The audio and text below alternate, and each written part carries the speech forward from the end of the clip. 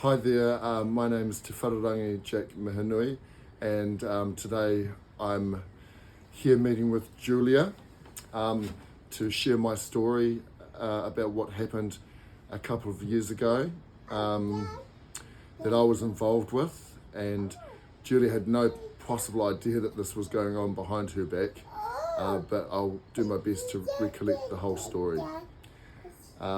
We start off a couple of years ago. My partner, Mishka, and I had received a notice. We lived in central town and we had to move out within 90 days because the owner was going to occupy the house. And so 2 months passed and we couldn't find anything to live in. And what we ended up doing is Mishka said, I've got a friend called Zach, and Zach is an old friend that used to find me attractive actually. So he owns several homes, and maybe one of those homes is available for us to let. And so she made a phone call to him. It all happened really quickly. Zach arrived after work straight to our house in the evening, like 5:30, 6 o'clock, and he stuck around for about an hour. We explained our situation. Mishka and him caught up because they're all buds and stuff. And he actually said, yes, I actually have got one house where there's a girl called Julia there with her dog and her druggy boyfriend. That's how he explained it. And he said, I've been wanting to get rid of her for some time. So if we could get rid of Julia and her dog and her partner and stuff, that would be ideal. And then Whare and Mishka, me and Mishka, would have a place to move into. So from that point onwards, they would talk on the phone and message a little bit. I was working quite a lot, but they were trying to strategize and come up with a way to eject Julia out of the home as fast as possible so that we could indeed become the new tenants. After a few weeks, a plan was they came up with a plan. I didn't quite understand how it worked or why they were doing it, because it makes no sense now that I look back on it. But Mishka had constructed this idea of pretending to be a what are they called? It's not a real estate agent, it's a, help me out here, Julia. Property manager. Property manager. And she thought that she'd dress up as a property manager, look the part, and that she would go and do an inspection and do a little visit. She was feeling a bit scared about doing this, so the neighbour, Claire Harriet, also dressed up as a real estate type person, and they both went round to support each other and visited Julia. And they inspected the place.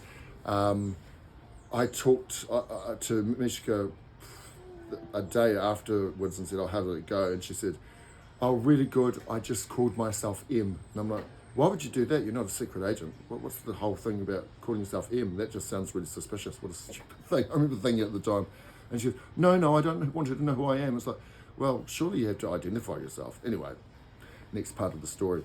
I believe after that Zach and Mishka also met to draft a letter for Julia, which would be an eviction notice. And in that notice, so that we could get rid of Julia as fast as possible, Zach said that he was in fact the new tenant. So being the owner, he was able to shorten the amount of time that Julia had to exit the property. And so that's where the deception began.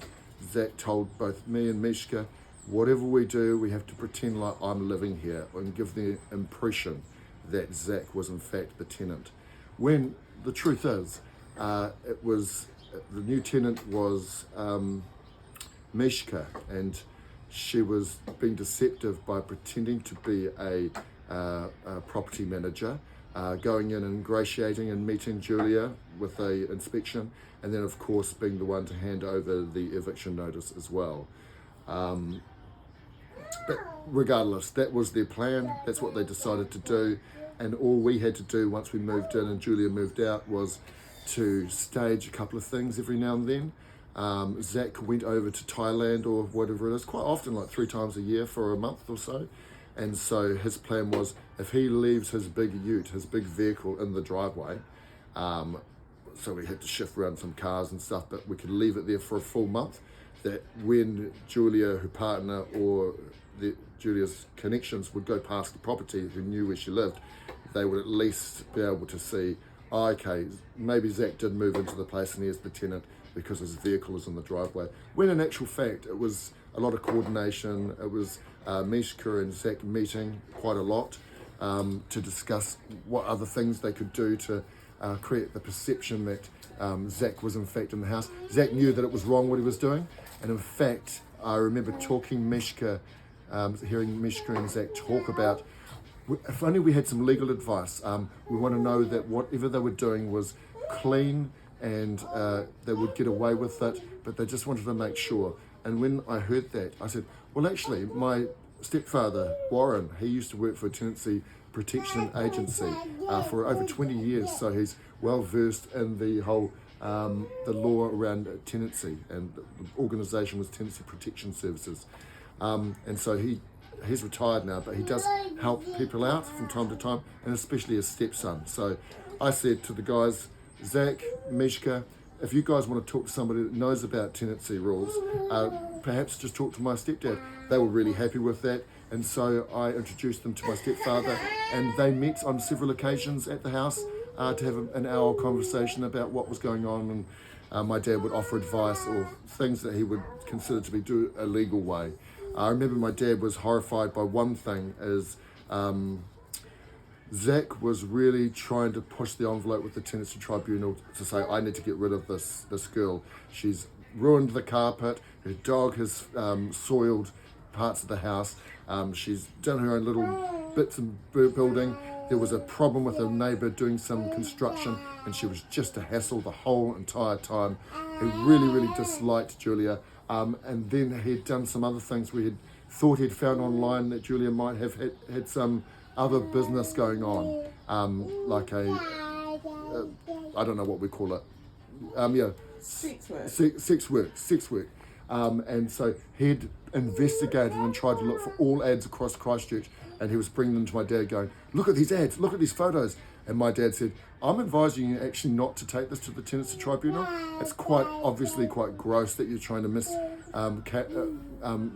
to project Julia's character as a sex worker, and that's not gonna cut it. The tribunal will see right through you. Please don't do that. It turns out though, later when I found out about the decisions that were made in the tribunal, that in fact he had done that. So this guy, Zach, had not only perjured himself multiple times over 2 tenancy appearances, he basically he'd lied and just created a deception with the help of Mishka Venings, who pretended to be a property manager in order to gain the house herself.